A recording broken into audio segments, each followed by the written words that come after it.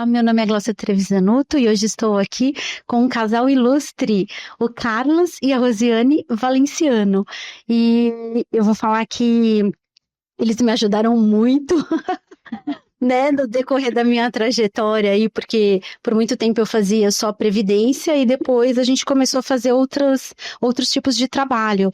E eles me ensinaram e me ajudaram, né, a fazer trabalhos como inventário, casamento, união estável, divórcio, né, Rô e Carlos? Eles são casados e trabalham juntos já há muitos anos e vão contar essa história aqui pra gente agora. Tudo bem, Carlos? Tudo bem, doutora? Muito obrigada. prazer. pela honra. Um prazer meu, um prazer. Quando até falou assim, você quer fazer com a gente? Falei, sério? Lógico, vamos lá. A gente topa. Foi um Sim, prazer mesmo. um prazer nosso. Carlos. É um prazer meu e da Rosiane estarmos aqui Sim, é uma junto honra com essa... estar aqui. E eu sou muito grata por isso, porque assim é muito bom quando um advogado reconhece que a gente é uma parceria, né? Isso é muito importante para o trabalho dar certo. Então, Eu sempre gosto de muito dizer gostoso isso. que é gostoso quando a gente trabalha a quatro mãos, né? Sim. Duas do escrevente e duas do advogado. Isso nos passa uma segurança bem maior do que o advogado falou assim, já conferi. Aí na hora da leitura a gente vai ver, muitas das vezes não tem nada de conferência, mas quando é quatro mãos é legal, é gostoso. É verdade, Carlos. E eu até indiquei vocês também para vários vários advogados lá do escritório e todos só tem elogios, né, com você. Obrigado, A obrigado. gente agradece. Carlos, conta um pouco da sua trajetória. Sua trajetória se esbarra com a da Rosiane, né? Sim, em certo momento. Num certo momento. E na verdade, assim, a pergunta sempre que a gente inicia aqui é por que você decidiu fazer direito? Eu tenho assim, na realidade eu fiz cursinho não para não fazer direito, eu nem fazer direito.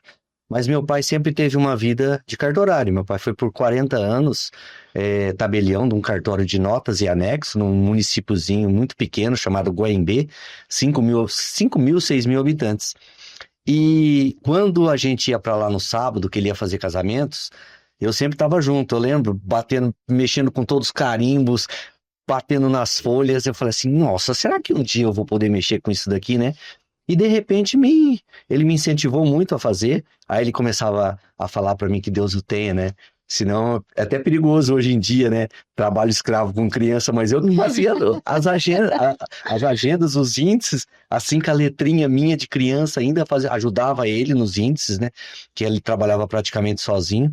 Então daí me deu essa vontade de fazer direito e já ingressar na carreira de tabelião substituto no momento. Aí em seguida que ele aposentou, eu entrei ainda pelo hereditarismo, né? Sim. Porque a Constituição de 88, a partir de então, que começou a ser concurso público, mas ainda eu entrei por hereditariedade. E fiquei por 26 anos nesse cartório, como tabelião. E nesse foi lá que você conheceu a Rosiane. Eu entrei como jovem aprendiz, eu tinha 14 anos e me encantei com tudo aquilo, né? É um mundo que você fica apaixonado, porque o cartório lá, ele era anexo, então ele fazia tanto registro civil como notas. Então você tinha a emoção do nascimento, a alegria do casamento, a dor do óbito, mas a alegria da venda e compra, né? Da doação. Então, assim, é um mundo que encanta. Assim, eu fiquei apaixonada por tudo e foi por isso que eu optei por fazer direito. Poxa, que legal. Tanto é que eu pegava a parte de notas, que eu sempre gostei mais de notas, né? De escrituras, porque lá eu fazia testamento. E a Rosiane encampou um pouco mais a área do registro civil, né? O ser mais dado, né? De ir ali na hora de fazer um nascimento, na hora de fazer um atestado de óbito. Então, são situações assim delicadas, né? Então ela acolhia, eu acho que ela acolhia bem melhor que eu. Então ela ficou na área do registro civil e eu fiquei mais na área de notas. Mas isso não me impediu de fazer eu acredito que nos meus 26 anos a gente fez mais de 1.100 casamentos por aí, aproximadamente. A gente foi o primeiro casal que fizemos o primeiro casamento comunitário no estado de São Paulo. É mesmo? Fizemos 50 casamentos num dia só. Começamos ao meio-dia, acabamos quase 5 horas da tarde. né? Foi muita emoção. 50 casamentos Onde comunitários, tudo vários gratuito. Então, esses casamentos comunitários, se um casamento normal já existe muito sentimento, né? Imagina esses comunitários, porque são aquelas pessoas que queriam casar já há muito tempo, Sim. que não tiveram condições Exatamente. e que aproveitaram essa oportunidade, né? Foi muito legal que as noivas, né? Às vezes até senhoras, né? Iam vestidas mesmo, a caráter de noiva. Aí eu me lembro até que na época o prefeito, ele falou assim, bom, a festa vai ser por minha conta. Ele deu bolo, deu refrigerante para todo mundo. Foi assim, foi um acontecimento muito legal na época. Até os jornais da cidade de Marília, de Lins, foram lá fazer as reportagens. A gente sentiu muito, foi assim um momento muito único na nossa vida, foi muito legal. E vocês já eram casados? Sim. Já éramos casados. Cada casamento ali, vocês renovavam o casamento de vocês. Exatamente. Muito legal. Porque é muito bom participar desse momento, né? Porque ele é único na vida da pessoa. A vida pode até te direcionar para outros caminhos, mas ali naquele momento a emoção é única, né? Então Mas é muito quando bom, eu é me mais senti- que uma celebração. Quando eu me senti bem velho mesmo, falei, tô ficando velho. Foi quando eu fiz o registro de nascimento de uma menininha, que eu lembro até hoje. Eu só não recordo o nome dela, mas me lembro dela. Aí eu fiz o casamento dela e depois eu registrei o nascimento do filho dela. Falei, agora eu tô ficando muitas histórias, muitas histórias. No mínimo, você tinha que ser o padrinho do filho dela, né, Carlos? Porque tá ali. Foi muito legal. E no dia do dia que a gente foi fazer o nascimento do filho dela, da filhinha, não sei, a gente lembrou o caso, né? Sim. Até a avó dela tava junto, né? Falou assim, o Carlinhos com a família do seu Benedito, que meu pai chamava Benedicto, né? E eles casaram aqui e registraram muitas crianças aqui em Goiânia, muitas pessoas passaram pelo nosso cartório, né? É muito gratificante, né? É muito gratificante. Às vezes as pessoas acham que o cartório é só burocracia, mas não é, né? Lá trabalham seres humanos, né? Nós já saímos de Goiânia já faz 16 anos, nós estamos aqui em São Paulo. E, por coincidência, esse final de semana a gente foi para lá, que a gente foi ver minha filha, e depois a gente passou pela nossa cidade para falar um oi, aí fizeram um churrasquinho lá. Aí tinha um rapaz olhando e falou, não gosto de você não. Eu falei, sério, cara, mas o que eu fiz pra você? Você me casou, meu, pelo amor de Deus. Eu falei, não tinha um culpa que eu te casei. Você que pediu, você falar, né? Tem um culpa aí. E ele ficou batendo nessa tecla que eu que tinha casado ele. Mas é legal, assim, brincadeira, né? Mas muito gostoso. Até Sempre hoje. tem essas brincadeiras. Até hoje. Até hoje, isso é legal. E por que vocês decidiram vir para São Paulo? Conta.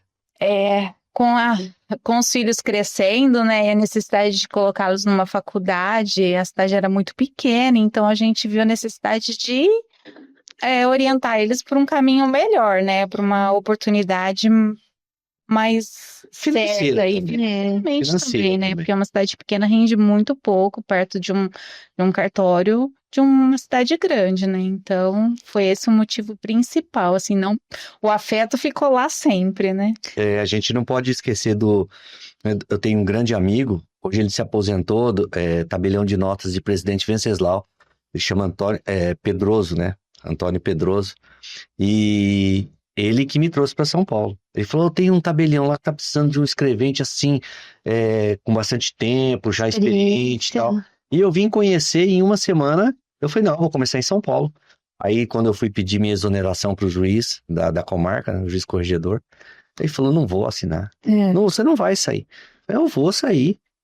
Aí, com muito custo, ele assinou minha exoneração. Aí vim para São Paulo, comecei a trabalhar no antigo tabelionato Faleiros, que é o 19º, tabelião de notas até hoje, 19º. E trabalhei com ele, com o Dr. Olavo, que Deus o tenha, por 6 anos. Fui muito... Aprendi praticamente quase tudo de novo, né? Uma cidade tão grande dessa. E depois minha vida seguiu. Aí eu fui pro Vanpré, com o falecimento do Dr. Olavo Faleiros, eu fui pro Dr. Paulo Vanpré, que é um ícone, né? Quem não conhece o Dr. Paulo Vanpré, foi várias vezes presidente do Colégio Notarial. Temos muita gratidão por ele, até hoje, muita gratidão mesmo. E hoje, por crescimento também profissional e alguns 10 anos num lugar, a gente vai se cansando um pouco do ambiente, né? E a gente está no 5º tabelionato de notas, com o doutor Alexandro, um jovem tabelião que passou no concurso público do ano de 2020 e também muito respeitoso aí na- nas voltas no mundo notarial, né? Então a gente está muito feliz lá. Entendi. Poxa, que legal. É A história. vida, exatamente, a vida é feita de ciclos, né? Sim, Um encerra, outro isso. começa. Correto. E qual a principal função no cartório de notas na vida das pessoas, né? Você já falou um pouco que as pessoas nascem, casam, divorciam, união estável agora também, né? Sim. Que você faz, os testamentos. Mas como vocês consideram, né, a importância do cartório? Olha, o cartório, eu sempre falo, né? Muitas pessoas, inclusive, doutora Glaucia, vários advogados, tem muita gente que às vezes vai conversar com a gente e não sabe até hoje que no nosso Brasil nós temos 5 tipos de cartórios, né? E cada um tem a sua função distinta. Então, mas 5, né? Por quê? Porque não é tudo junto. Porque cada um tem as suas funções, cada um tem os seus oficiais, cada um tem que gosta mais do registro civil, outros gosta mais do notas, outro gosta mais do ato fiscalizador, que é o registro de imóveis. Então, a gente já passou por 2, que é o registro civil, onde se faz o nascimento, faz o casamento, faz o óbito. Então, se inicia e se encerra um ciclo todo de uma pessoa, né? A emancipação, averbações de divórcio, aquela coisa toda. Aí tem o notas, que a alegria das pessoas, né? Quando se compra um primeiro, um segundo ou vários, né, que Deus louve. Imóveis, Para imóveis, né? São felizes nessa situação, nós damos essa alegria naquele momento ali que o vendedor pode até ser que esteja precisando vender, o comprador está alegre em comprar, então a gente fica muito feliz quando os dois assinam. Parabéns pelo casal, por ambas as partes, Sim, né? sim. Da alegria ali de comprar e de vender. Inventários, infelizmente, inventários nós temos assim, com essa doença que veio aí, a Covid que veio aí, a gente fez muitos inventários, infelizmente, né? O cartório não parava, o cartório não fechou em nenhum momento, então tinha que dar sequência, porque o prazo é curto, é 60 dias para protocolização, para não gerar multa de TCMD. Então, teve mês que a gente fazia inventários, às vezes 2, 3 pessoas da mesma família. Então, assim, foi um período muito difícil para todo mundo, Ah, mas vocês estão, entre aspas, ganhando dinheiro. Não, ali a gente preferia não estar fazendo, Sim, né? é verdade. Mas tinha que fazer, alguém tinha que fazer. Então, naquele momento ali, a gente estava junto com os familiares, junto com os advogados que acompanhavam. Foi um momento muito delicado na vida dos cartórios, essa doença aí que passou aí. Foi muito difícil, né? Aí só resumindo, então, falei do registro civil, notas, o registro de imóveis, que é o agente fiscalizador, é onde se registra realmente. Quem não registra não é dono. Tem muita gente que coloca a escritura lá guardada no fundo da gaveta lá, e ela, não, já fiz minha escritura. Não, tem que registrar. O registro é a transferência da propriedade, né? Da titularidade. É ali que se consagra mesmo, aquele imóvel é da pessoa. Então não deixem as escrituras paradas, levem para registrar. Isso é muito importante. Então é onde que se faz o registro, onde se anota as hipotecas, as penhoras, os financiamentos, aquela coisa toda. Aí tem o RTD, que é o registro de títulos e documentos, onde se registram os estatutos, documentos particulares, os quais não são registrados no registro de imóveis, onde dão a veracidade, você pode tirar uma certidão futuramente. Vou registrar no RTD minha identidade. Pode. Daqui 1 ano eu vou lá, eu quero uma certidão da minha identidade. Vai estar lá a sua certidão, né? É legal isso. E o de protesto, onde os credores têm um local específico para colocar seus títulos exequíveis, né? Que eles são, a partir do momento que você registrou um protesto, aquele título não pago, ele tem força jurídica total. Então é por isso que as pessoas às vezes não entendem por que 5 tipos de cartórios. Aí eu fiz um levantamento rápido, só para não tomar muito mais tempo, de quantos cartórios tem em São Paulo, né? Hoje ativos tem 126 cartórios em São Paulo, sendo 18 registros de imóveis, mais ou menos uns 48 registros civis, 30 tabelionatos de notas e registro de títulos e documentos de protesto, aproximadamente 18. Isso só na cidade de São Paulo. Nossa, eu não tinha a menor ideia. E no Brasil nós temos aproximadamente 13 mil cartórios espalhados pelo Brasil todo. Tudo onde você imagina. Municípios de 3.000, 4.000, 5.000 habitantes tem um cartorinho ali para atender. Você sabe que às vezes a gente precisa de certidão lá da Bahia, né? Exatamente, dá um E pouquinho de trabalho, um pouquinho de trabalho. Mas tem. Cada estado funciona de um jeito, cada estado tem a sua corregedoria, mas é muito importante. Por que a gente fala cartório? Cartório é uma palavra que ficou no uso do Usual. popular, né? Hoje, é tabelionato, é registrador, notário. Mas o que significa cartório, Carlos?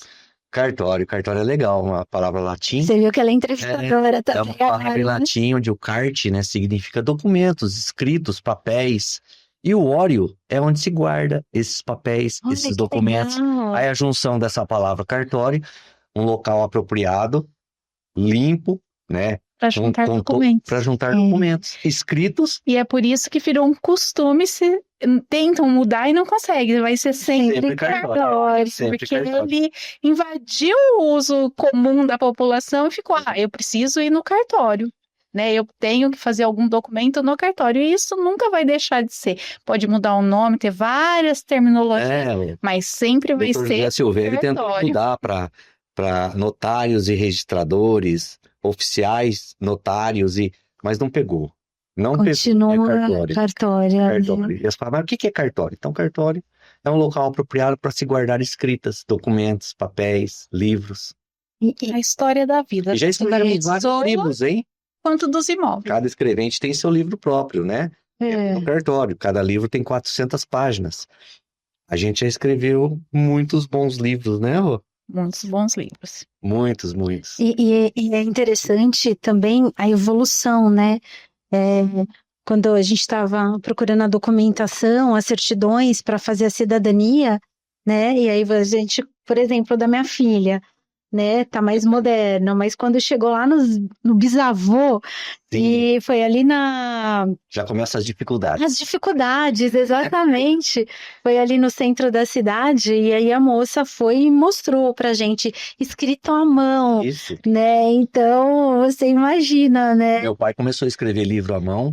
O livro no cartório, o primeiro livro do cartório do interior, era de abril de 1936. Nossa! Né? Meu pai começou em 52, 53, era tudo, e eram os livros grandes.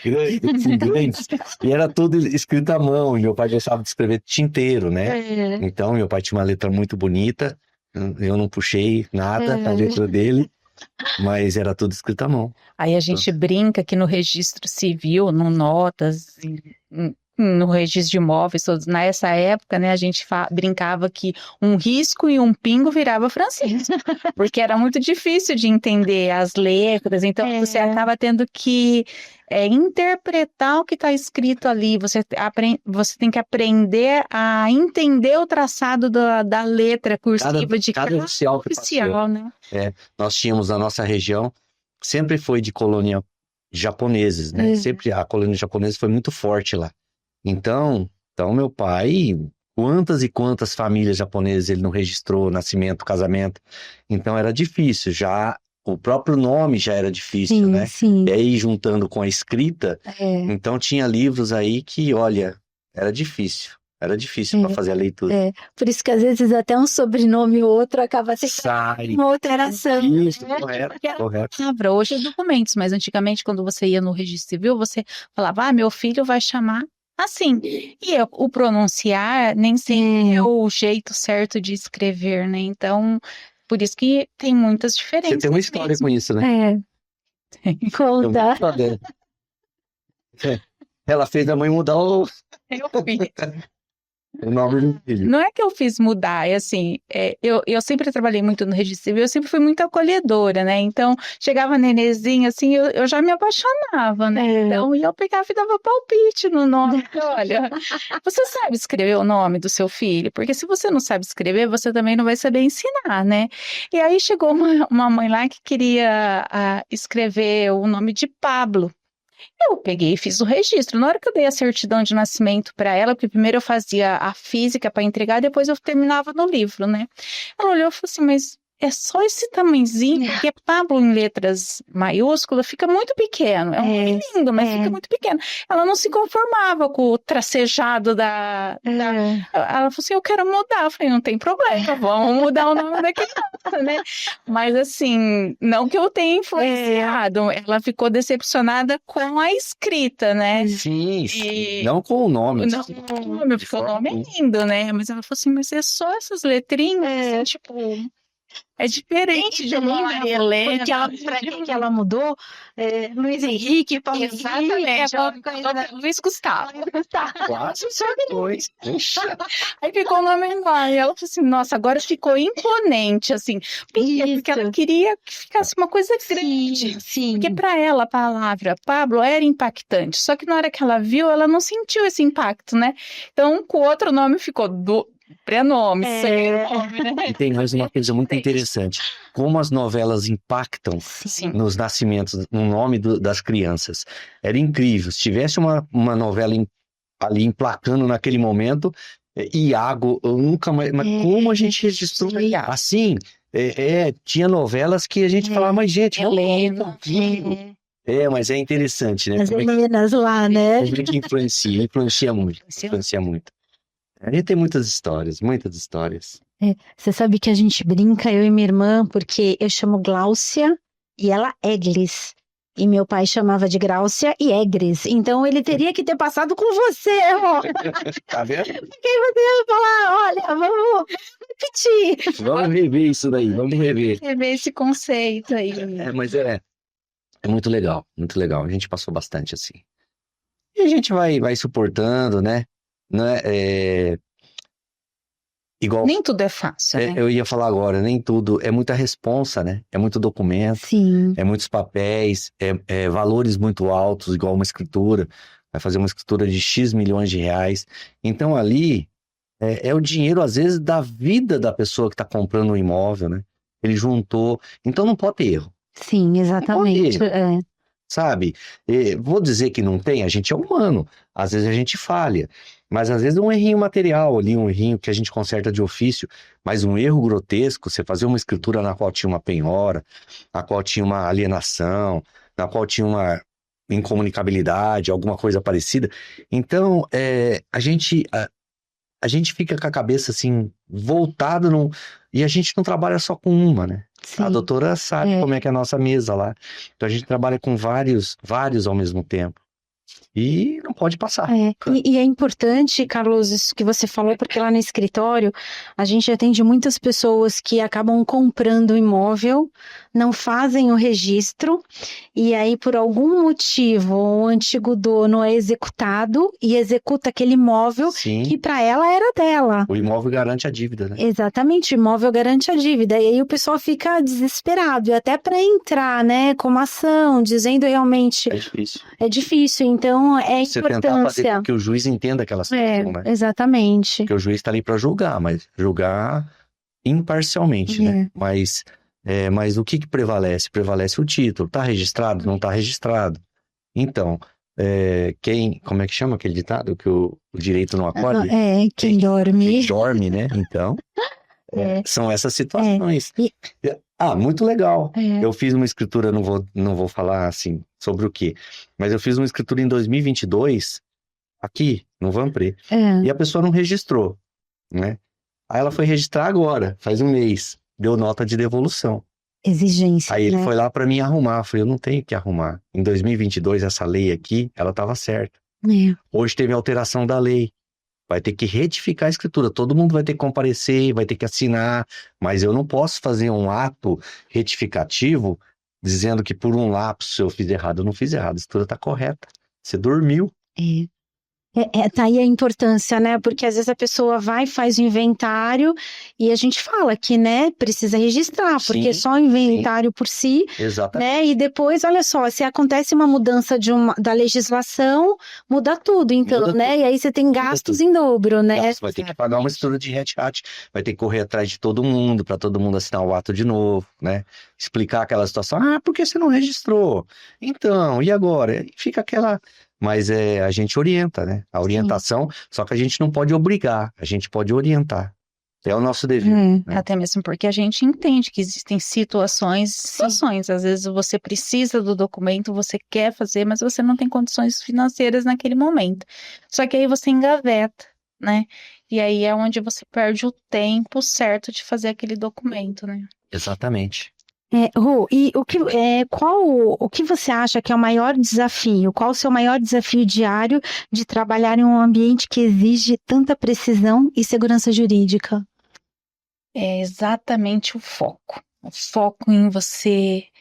Eu aprendi já com o meu sogro, né? Quando eu entrei, ele ainda estava trabalhando, e com o Carlos, por exemplo, vou te dar um exemplo de uma escritura. Quando eu recebo a matrícula, a primeira coisa que todo mundo faz é: vamos ver quem é o último dono? Perfeito, tá registrado? Não.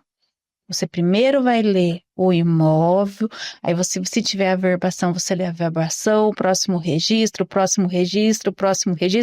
você não perder etapas daquela história, porque ali você pode ter uma averbação que mudou a numeração, o nome da rua, uma indisponibilidade, uma Sim. impenhorabilidade. Então, assim, leia a matrícula inteira. Leia o documento inteiro. Não pode ter pressa para realizar um documento. Então, você tem que ter foco no que você está fazendo. E às vezes Por isso que é um serviço tão delicado. exatamente. E às vezes a pessoa tá ali para vender, mas tinha uma alienação que de repente ela já quitou, já resolveu, mas ela não foi lá, não fez a averbação. Tá lá constando a matrícula ainda. Eu falo que às vezes a certidão do imóvel, né, a matrícula do imóvel é igual uma certidão de nascimento. É a vida do imóvel. É a vida do É a imóvel. vida tá desde o início, né? Exatamente. Tudo, de repente ela tá, peguei uma matrícula lá que ela veio de 2000 para cá. Bom, de 2000 para cá tem 15 anos. Não, mas então pede uma vintenária. Sim. Você vai lá no registrador, eu quero uma vintenária. Ela vai te trazer de 20 anos, né? Pede a transcrição dela. Então, você quer saber o histórico do imóvel inteiro? Você consegue trazer. Desde quando ele era inteiro, que depois foi desdobrado, que depois virou um terreninho. Então, você consegue. Se você realmente querer saber a vida regressa de um imóvel, você consegue com essa documentação no registro de imóveis. Está lá guardado, né? E você pode... Todos os documentos do cartório são públicos. Né? Qualquer pessoa pode ter acesso, desde que pague a taxa lá do cartório, vai ter acesso ao documento. Ok? São públicos, né? E sempre atualizado, né? Igual quando a gente vai fazer um inventário, que a pessoa pergunta assim: nossa, mas precisa atualizar? E aí a gente tem que explicar. Eu só fazer uma vez. Vou só fazer uma vez, pra quê? Ó, tô com a originalzinha aqui, desde quando eu casei. 1970, né? Isso. Original. Isso. Aí depois vai lá o senhorzinho, leva a outra senhorinha lá, que não tem nada a ver com a mulher dele, e pronto. A bagunça tá feita, né? Então, essa é a precaução do escrevente e a garantia do comprador. Eu costumo falar que o pessoal fala assim, mas como assim certidão de óbito atualizada? Porque às vezes teve algum caso lá no cartório que a pessoa faleceu, depois fizeram alguma outra averbação nesse óbito? Conta pra gente. Teve, inclusive, uma escrevente amiga da gente, ela fez, recente, ela fez um inventário com uma certidão de óbito que não estava atualizada. Porque presume-se que a partir do momento que a pessoa fez o óbito, faleceu, acabou, né? A vida acabou, não tem mais segmento, né? Só que é o seguinte, quem declarou o óbito esqueceu, entre aspas, de colocar o nome de um filho. Provavelmente. Eles não gostavam muito do filho. Então, ela usou a certidão de óbito. Quantos filhos tem? Somos só 2. Certidão de óbito tá constando aí os 2. Beleza. Só que era 3. E aí... registrou.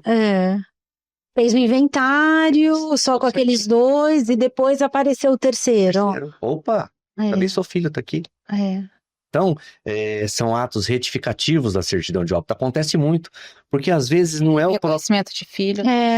Não é o próprio familiar que vai declarar o óbito. Sim. Muitas das vezes é um agente funerário, ou é alguém que tá ali naquele momento do sofrimento da família, fala, eu vou lá no registro civil, vou atestar o óbito lá para vocês, tal. E não sabe informações precisas. Deixou testamento? Não sei.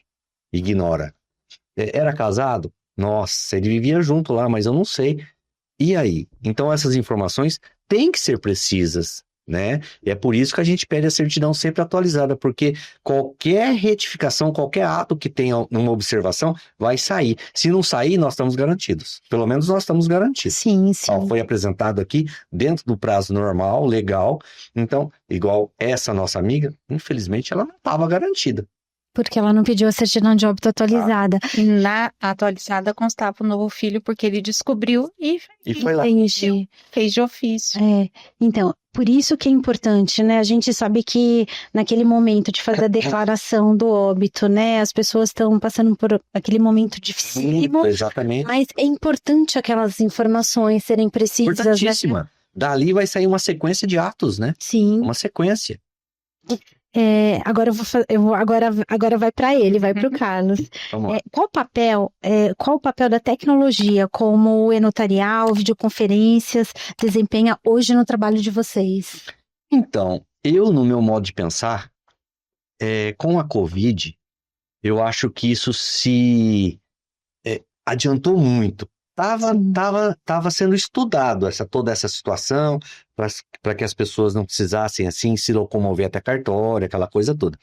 Mas com a Covid, onde todo mundo ficava em casa, né, não saía, ou quando saía com a maior proteção, com máscara e tal, então foi muito acelerado, né, o processo do digital, das escrituras. Hoje nós temos 3 tipos de escrituras, que é a física, ali presencial, onde está todo mundo ali, a híbrida, onde uma parte está com a gente, a outra parte a gente vai fazer na forma digital, pelo monitor do computador, né?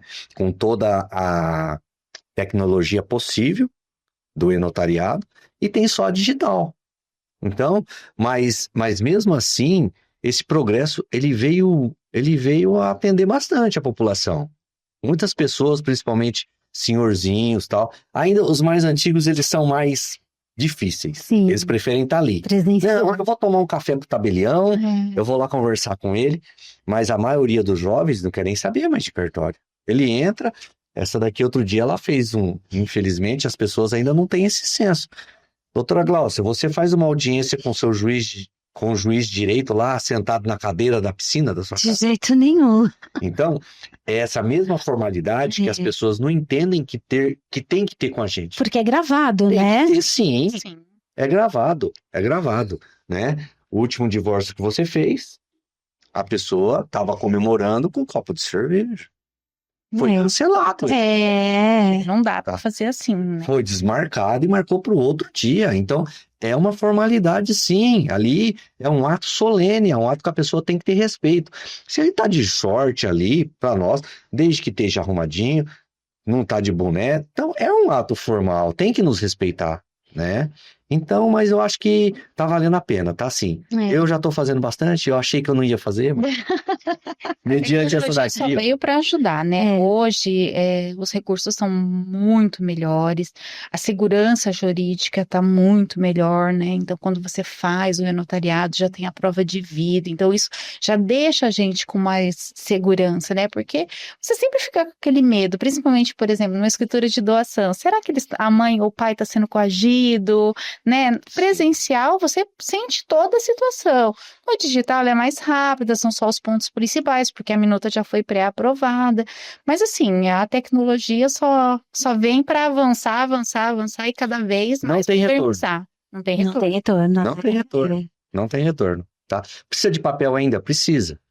Precisa, porque é passada no livro, né? Tem um livro lá, o livro formal do cartório, que se daqui 100 anos tá lá o livro, igual a gente acabou de conversar aqui agora. Sim. Né? Se for procurar lá do meu bisavô, vai achar. Nem se for um rabisco lá, mas vai achar. Então, o que eu ia te perguntar, por exemplo, essa situação que você estava fazendo o divórcio e ele estava com uma cerveja, na hora você parou e falou assim, é impossível.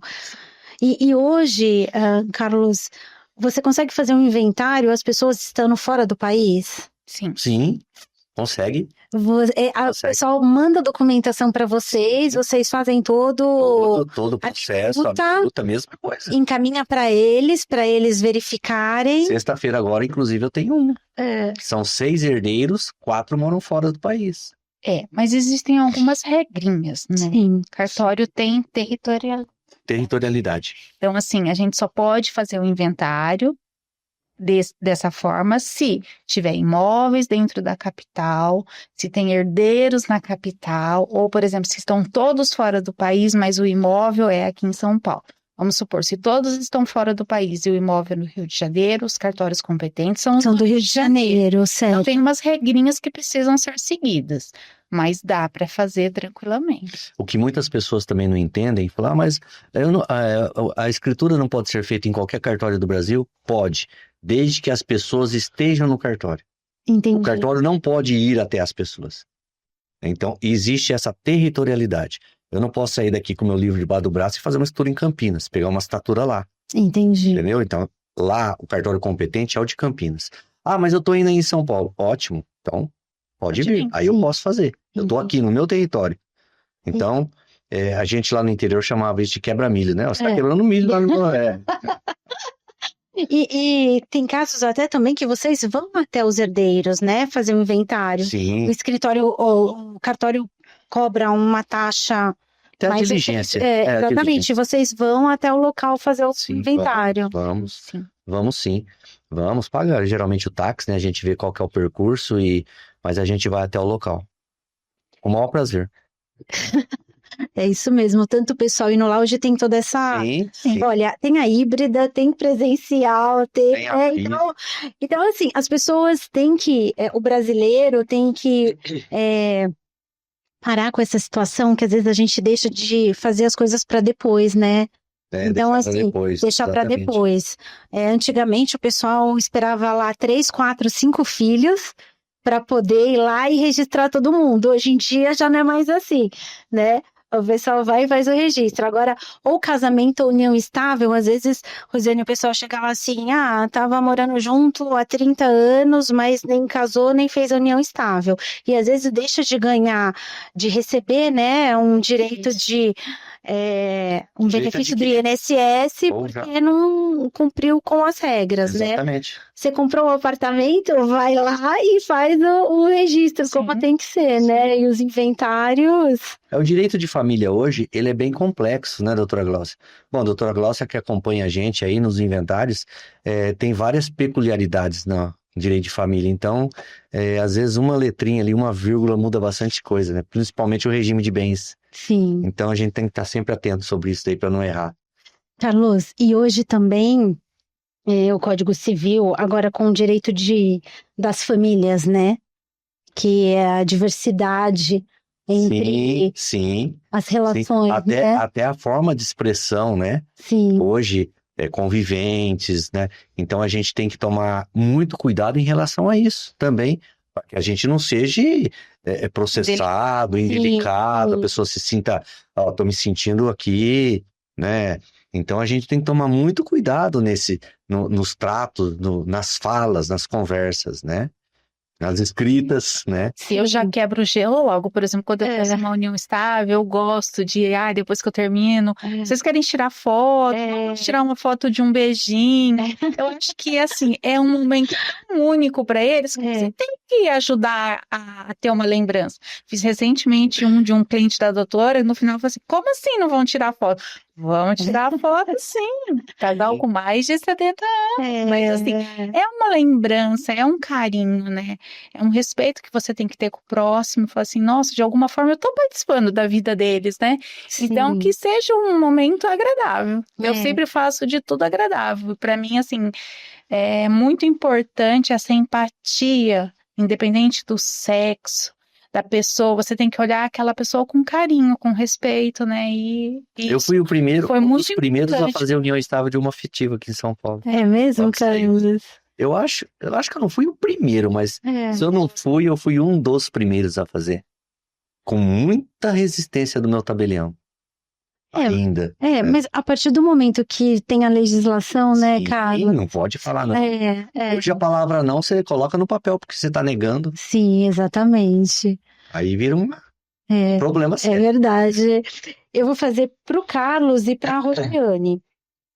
O que as pessoas geralmente não sabem sobre o trabalho de um cartório de notas, mas deveriam saber? Cartório de notas. Documentação, né? Muitas pessoas chegam lá e falam assim, eu quero fazer uma escritura de venda e compra. Eu falei, tudo bem, você tem algum documento? Ah, não trouxe nada, mas queria saber quanto fica o preço, quanto... Primeira pergunta que as pessoas geralmente fazem, quanto vai ficar? Sim, Sabe? sim. Então, o quanto vai ficar é diferente de você chegar numa loja, ah, eu gostei dessa mesa, quanto custa? Né? A hora que você vai fazer uma escritura de venda e compra, você tem vários itens para você chegar no valor, no preço, é tabelado. O estado de São Paulo tem uma tabela, todos os estados do Brasil têm uma tabela de custas, cada estado diferente do outro estado. Então, mesma escritura hoje aqui em São Paulo, é o mesmo preço lá onde da minha cidadezinha de Goiânia. É a mesma coisa, não muda nada. Só muda os valores. Às vezes aqui é de 1 milhão, lá é de 50 mil, mas dentro da tabela ele é o mesmo custo. Né? Então as pessoas falam, ah, não, mas se eu não subir o preço, eu não vou nem trazer documentos. Então, é difícil a gente colocar, porque a gente vende, uma vez a gente conversou sobre isso, a gente vende mercadoria muito cara. Sim, A nossa mercadoria não é barata, é verdade. não é barata. Hoje uma escritura aí de 100 mil, 200 mil reais, se você colocar cartório, ITBI, registro, certidões, você vai gastar um bom dinheiro. Então, nós temos que ter, assim, não é o cara ter o papo bom, não é ter o papo bom. É você saber a organização do que você precisa receber para que você passe o orçamento, né? Então, isso eu acho que, por enquanto, ainda está sendo o mais difícil, de você, não todo mundo, Sim. né? Mas a maioria das pessoas, vou fazer um inventário, quanto vai ficar? Exatamente. O Carlos, e fala pra gente que o pessoal tem muita dúvida, né? Primeiro que eles ligam já querendo saber quanto custa o inventário. Sim. E aí a gente tem que explicar que depende do que vai ser inventariado, né? Um monte, né? Exatamente. Por exemplo, hoje, qual é o trâmite, né? A pessoa manda todos os documentos, por exemplo, nós vamos fazer inventário de uma casa, uma conta bancária, né? E também fala um pouco pra gente, por exemplo, do prazo, porque todo mundo, Sim. né, eles confundem Tá. esses 60 dias. O prazo para inventário não existe, tá? Você pode fazer inventário daqui 10 anos. Minha mãe faleceu faz 10 anos. Tem. O inventário, você vai pagar o preço da tabela daquele mês, daquele ano que você vai fazer, porque a tabela é anual.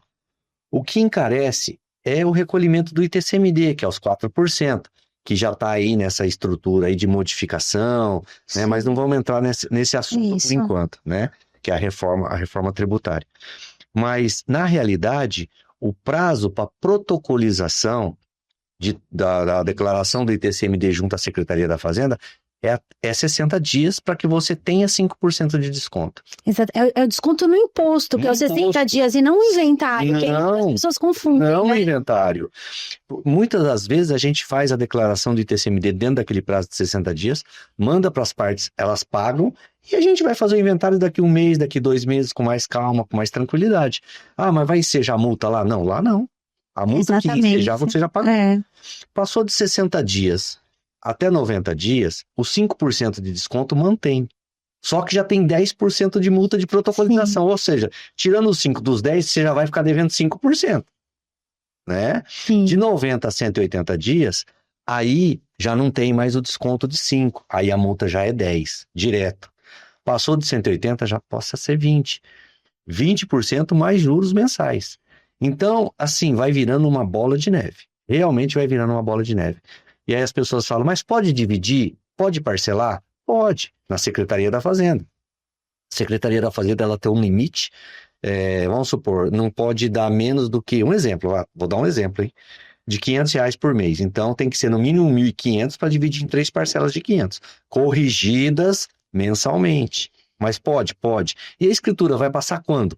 Quando tiver o termo de quitação, somente. Senão não adianta, enquanto terminar o pagamento. Isso, é aqui que a gente entra com o agente fiscalizador do recolhimento para o Estado. Não só nós, como o registrador também, porque a hora que chega no registro, ele vai fiscalizar de novo. Entendeu?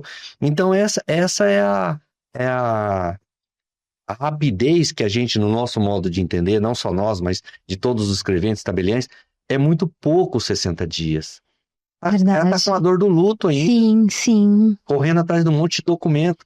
Aí precisa o quê? Certidão de óbito, certidão de casamento atualizada, dentro de 90 dias, certidão dos filhos atualizada, extrato bancário da data do fato gerador, que é da data aproximada do óbito, matrícula atualizada, tiver carro, documento do veículo com a tabela FIP, tiver empresa, contrato social e o balanço patrimonial assinado por um contador com firma reconhecida, sabe? Então, mas é exigência nossa? Não, é uma exigência legal. Né? E as pessoas não se preparam, né? De jeito ninguém se prepara.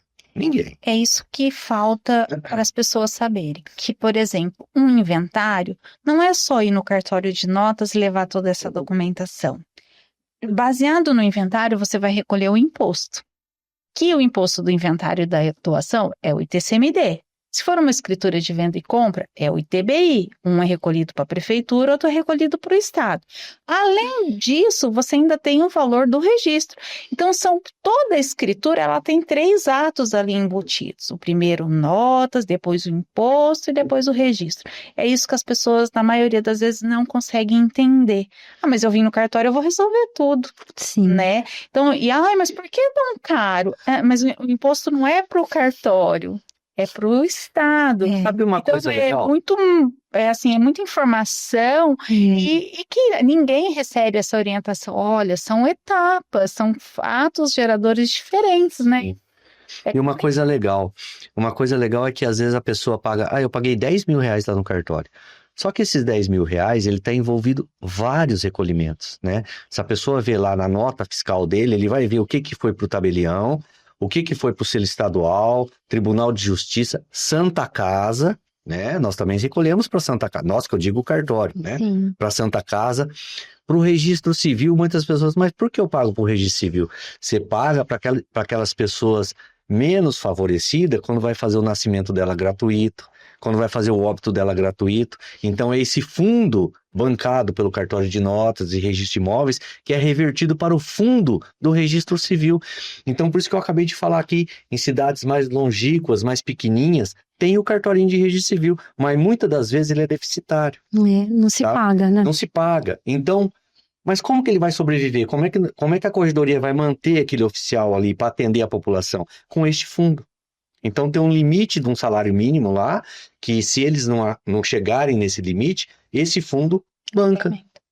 Então isso é legal, sabe? Verdade. É legal porque a gente já passou por essa fase.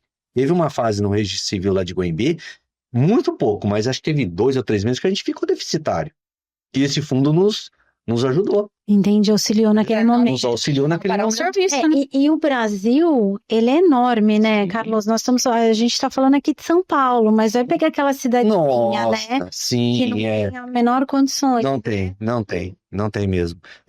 Às vezes tem cartórios colocados dentro de casa. Sim, Dentro de casa mesmo, abre a porta da casa, ali é um cartorinho. Mas tá lá. E é uma dificuldade, né? Sim, Tá lá. por isso que às vezes a gente tem tanta dificuldade de atualizar algumas certidões. Sim. Pela condição da serventia mesmo, né? Desse Brasil enorme que a gente tem. Mas a segurança que um cartório passa para uma pessoa, para um advogado, é enorme. Sim. Né, doutora? Fala a verdade. Não, com certeza. Você confiaria num contrato ou numa escritura? Numa escritura. Não é? Porque o pessoal faz os contratos de gaveta e deixa lá.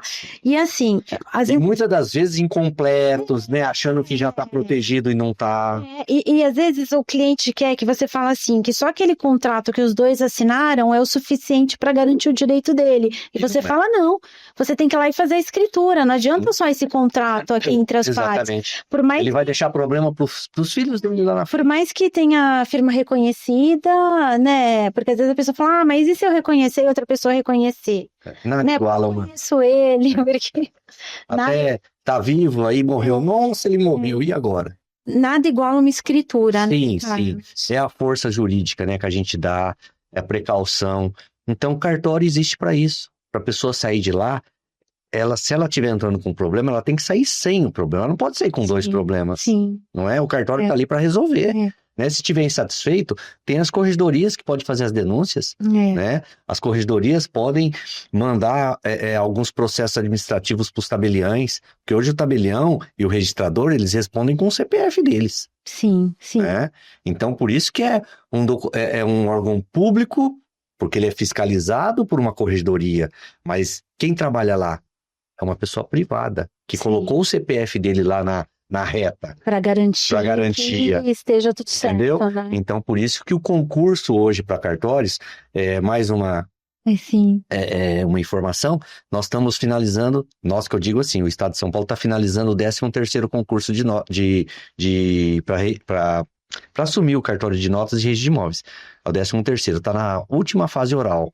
Né? Então, as pessoas que passarem, aí elas vão escolher os cartórios, né? Os cartórios que são vagos por aposentadoria, por falecimento, ou por alguma pena aplicada de perca de delegação. Então, geralmente, assumem em janeiro ou fevereiro. Então, já vão ter mais pessoas assumindo os cartórios. E vai ser sempre esse giro. Então, acaba um concurso, ano que vem começa outro concurso.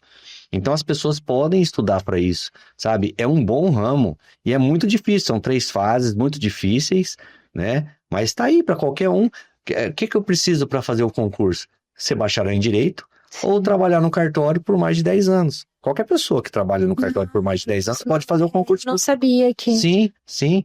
E depois que ele entrar no cartório, por 2 anos, ele não pode prestar mais concurso, por 2 anos. Depois de 2 anos, ele já pode começar a prestar para remoção, para melhorar. Sim.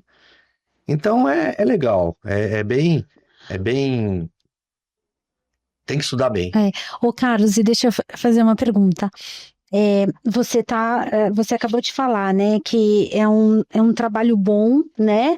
É um Sim. concurso que exige bastante do candidato, porque aí são 3 fases. Muito. Mas você, que lá atrás, né, você veio pelo seu pai, né? E hoje você, depois de quantos anos de profissão? Eu vim pelo meu pai, né, por causa da lei de Sim. hereditariedade. Lá. Isso, Eu fiquei 26 anos como tabelião. isso, Aí eu me exonerei e eu vim para São Paulo como escrevente. Hoje eu sou escrevente ainda, isso. tá? Então, escrevente, o que é? Escrevente é uma pessoa contratada de confiança do tabelião. Entendi. Então, qualquer erro que eu tenho, a primeira pessoa que vai receber o meu erro vai ser o tabelião, não vai ser eu. O tabelião, ele tem um direito de regresso contra mim. Contra o escrevente, porque o escrevente é a responsabilidade do tabelião. Só que nós temos fé pública, né? A presunção da veracidade. Sim. Tudo que a gente fala, tá errado, então você tem que provar que nós estamos errados. Né? Poucas pessoas no Brasil têm fé pública, né? Sim, exatamente. O que eu ia te perguntar é o seguinte, né? Que você escolheu essa profissão porque desde pequeno já começou lá. A gente tem aqui alguns advogados que o pai era delegado e ia para delegacia e fazia, né? Que foi o que você falou. E hoje, depois de tantos anos nessa profissão e tendo entrado lá pelo seu pai lá atrás, né? Por essa lei que tinha na época. Sim. O que você falaria para ele? Pai, era isso mesmo? Deu certo? Né? Depois de tantos anos. Por quê, doutora Glaucia? Porque na época entrou eu e meu irmão. Meu irmão também fez direito, o do meio. Nós somos em 3, eu e o Paulo, que fez direito também. Hoje ele trabalha no Fórum de Barueri, ele está para se aposentar. E tem o caçula que mudou completamente. Foi para a área, dentista, vai fazer odontologia e não quis saber disso. Entrou nós 2 no cartório, eu e meu irmão. Meu irmão, primeiro concurso que teve do Fórum, ele fez, passou e foi embora. E eu continuei. Eu continuei. Não, eu sou muito... você olha pra trás e você... Eu faria tudo de novo. Faria. Faria tudo de novo. Faria tudo de novo. Eu adoro o que eu faço. É tão bom, né, Carlos, quando a gente chega num determinado momento da nossa vida e a gente olha pra trás e a gente fala, olha, eu faria tudo de novo. E a Rosiane também, mesmo ela mudando de área do registro civil para notas, hoje ela faz praticamente notas. Tá certo que ela faz atas, faz união estável, mas ela deu um pulo, assim, ela aprendeu tanto assim, ela cresceu muito. Mas você aceitaria o pedido dele de casamento lá atrás? Aceitaria. E o trabalho, você sabia que com esse casamento vinha tanta responsabilidade? Exatamente. E a gente, eu acho que a vida foi ensinando a gente a caminhar junto de uma forma muito natural. Então, de manhã, no café da manhã, a gente fala tudo que tem para falar de serviço. Tudo. Assim, nossa, vocês acordam lendo escritura, pelo amor de Deus, né? Mas a gente fala tudo. Depois a gente vai pro trabalho e flui naturalmente, como se fôssemos 2 colegas mesmo de trabalho, um tira a dúvida do outro quando necessário. E assim, discute sobre as coisas no café da manhã. Fora isso, a gente coloca a nossa agenda em dia no café da manhã. Vou fazer isso, preciso dessa tal ajuda, você pode me orientar aqui, ali, mas no decorrer do dia é bem... Difícil. Bem profissional. Difícil. Bem profissional. Às vezes um final de semana que a gente tá muito sobrecarregados de serviço, a gente leva para casa, mas ela fica no notebook dela, eu fico no meu. Sábado não, sábado a gente dá uma folga para a cabeça, independente de bastante serviço que a gente tenha. Aí no domingo a gente, vamos almoçar em casa, mas a gente vai fazer algumas coisinhas. Mas isso também a gente está diminuindo bastante. A gente chegou num ponto que a gente estava levando muito serviço para casa. E todo mundo fala que quem leva serviço para casa não está fazendo serviço direito lá, né, no trabalho. Então a gente diminuiu bastante, a gente está procurando mais tirar um pouquinho o pé do acelerador, lógico, com responsabilidade, né? Mas a gente melhorou bastante nesse... Mas nunca brigamos, tá? Por causa do serviço. Nunca briguei? Nunca. Não, nunca não. Acho que uma vez aí, nós ficamos acho que uns 2 dias sem se falar aí. Mas foi uma briga besta aí, foi uma briga besta. Eu fiz uma ata pornográfica e ele ficou bem azedo por falta disso. Foi, eu não gostei. Mas é o Eu serviço péssimo, né? Foi mesmo. Qual é o maior benefício de trabalhar lado a lado com o seu cônjuge? Confiança. A confiança. É assim, eu confio muito na sabedoria que ele tem, no aprendizado que ele teve. Então, eu falo que a minha base sempre foi muito boa, né? Porque eu me apoio no saber dele, que se apoiou no saber do pai dele. Lógico que teve muitos agregados durante esse decorrer de experiência, que foi o Dr. Olavo Faleiras, o Dr. Paulo Vanpré, a Carminha, a Cátia. Então eu falo assim, a gente só adquiriu experiência ao longo da vida, né? Com todos os tabeliões que passaram pela nossa vida. Então é essa base que me dá essa segurança de poder seguir em frente. Então eu me sinto muito segura por isso, porque eu acho que eu tive uma base muito boa. E assim, Rosiane, falando aqui publicamente, eu sinto que você é uma pessoa que você trabalha com muito amor, né? Eu acho que até por esse amor que em alguns momentos, né, você, assim como eu, a gente acaba pegando muito trabalho e às vezes a gente deixa um pouco de lado, né? A nossa saúde, porque eu e você, a gente vivia com enxaqueca. Exatamente. Né? Por conta desse amor ao trabalho e... Tirando o Carlos, pensando na sua profissão de todos esses anos, né? O que você acha? Era isso mesmo que você queria ter feito? Era isso que eu queria ter feito. Eu acho que eu nasci para isso. Eu gosto de ajudar, eu gosto de resolver. Ela fez direito depois de casada. Direito depois de casada. Sério? Eu gosto de acolher as pessoas, eu gosto de ouvir as pessoas. Às vezes é até isso que me atrapalha um pouco, porque eu tenho a paciência até demais. Sabe? Então, mas eu gosto de ajudar, eu gosto, você tá com isso? Não, a gente vai dar conta. Mas o prazo é para amanhã. Não, a gente vai dar um jeito, vamos fazer aqui. Jane, hora do almoço, vamos, Rosiane. Então, eu acho que eu fiz isso para dar certo, eu tô no caminho certo. É verdade. E assim, Rosiane, e você assim, nós vamos resolver. Né? Sim, nós vamos resolver, a gente vai resolver isso, vai resolver aquilo, mas vai dar certo. Sim. E eu acho que assim, quando às vezes você vai para um cartório fazer um inventário, por exemplo, e você já tem aquela situação da família enlutada, que é uma situação difícil, né, difícil, desconfortável, muito triste, e a gente tem aquele acolhimento quando a gente chega no cartório. E não é só, olha, você quer um cafezinho, uma água, mas não, eu sinto eu sei o que você está sentindo e eu estou aqui para te ajudar, né? Nesse momento. Aquele momento de dor mesmo. Porque inúmeras vezes, Carlos, a gente está fazendo os inventários e as pessoas estão chorando. Doutora, muitas vezes... A gente quer mais meia hora.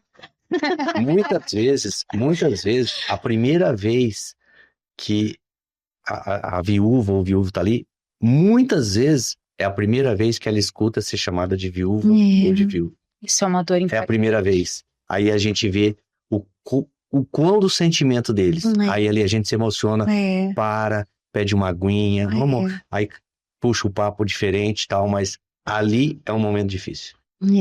E assim, eu fico feliz que muitas pessoas, né, passam essa situação com vocês, né, que estão ali, porque às vezes, né, nem todo mundo tem, como todas as profissões, né, todas as profissões nem todo mundo, exatamente. Mas a gente respeita muito. Só o cartório, o telefone, vocês podem dar ou a pessoa procura o nome de vocês lá no cartório? Isso, tranquilo. Mas qualquer coisa, meu celular, podemos dar. Isso, pode dar, por favor. É o 11, né? 98204 7082. E da Rosiane? É 11 98 204-7065. É muito parecido até nisso, eu só mudo o final, gente. Até nisso, viu? Então tá bom, gente. Mais uma vez, muito obrigada. Você viu como foi rápido? Isso Foi muito legal. Foi muito legal. Foi muito Eu legal. queria fazer, gente, dá alguma Ela me complementou, Ti. É isso mesmo. Legal, a gente ficou muito feliz. Obrigado, Imagina. doutora Gláucia. A gente Tá bom? Estamos lá sempre aguardando à sua disposição, sua, do seu marido.